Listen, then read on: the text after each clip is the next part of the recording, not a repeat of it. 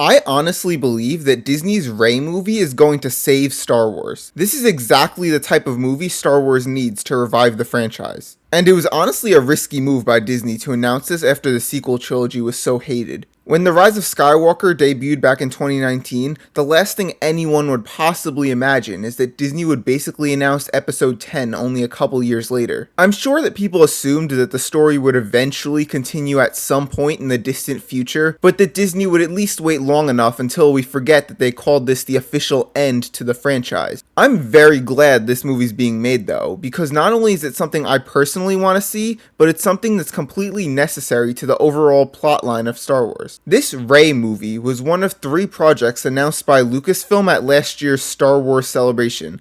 The other 2 movies announced alongside this were a movie about the origin of the Jedi Order and another basically being a sort of New Republic era culmination story, which would include the Mandalorian and Ahsoka among other characters from this era. But to be honest, I'm way more excited for this Rey movie than either of these 2 by a long stretch. And I'm completely aware of how unpopular this opinion is. And I think that people are just kind of sick of Rey at this point and just want her story to get dropped. And I agree that the sequel trilogy has a lot of issues. Where my opinion is different though is when it comes to The Last Jedi.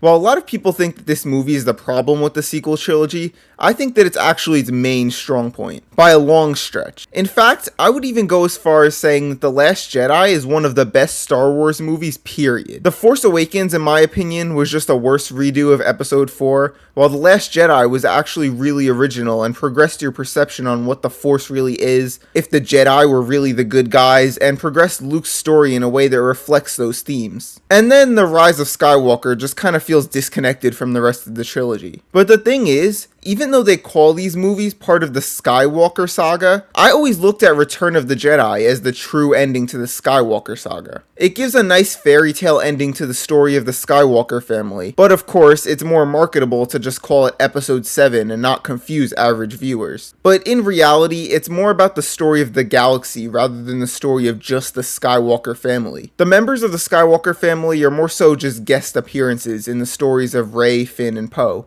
Almost like how in Star Wars Rebels, for example, you'll see characters such as Obi-Wan or Leia appear in certain episodes. But at the end of the day, it's still Ezra and the Ghost Crew's story. And maybe you might think they should have waited before moving forward in the timeline. But I think honestly they should never have made the sequels into a trilogy. It should have just been 4 movies separate from the Skywalker saga from the beginning. And the reason I say 4 and not 3 is just to allow more time for the story to breathe. Because The Rise of Skywalker in itself feels like it could be 2 movies. And if anything, they should have made this movie earlier and just released it in 2021, following the pattern of releasing a main saga episode every 2 years. That being said, the end of The Rise of Skywalker leaves the galaxy in a weird place. Because for the first time ever, there's no main governing body in the galaxy. No Republic, no Empire, no First Order or Resistance. The Final Order was defeated at the Battle of Exegol, and so basically was the Resistance. And this leaves us with a clean slate for the storyline going forward. And this sense of uncertainty moving forward is why these sequel trilogy movies were so exciting and highly anticipated when they were coming out. It was a unique time in the Star Wars fanbase where there was so much speculation and people were making theories to answer questions set up in the Force Awakens. This hasn't happened since back when the original trilogy was being made. With the prequels, you already knew what was going to happen, and as for modern Star Wars, we're basically just filling in small gaps in the timeline at this point. Andor, it's just setting up the story of the rebellion. Obi-Wan Kenobi is just giving some extra context to A New Hope.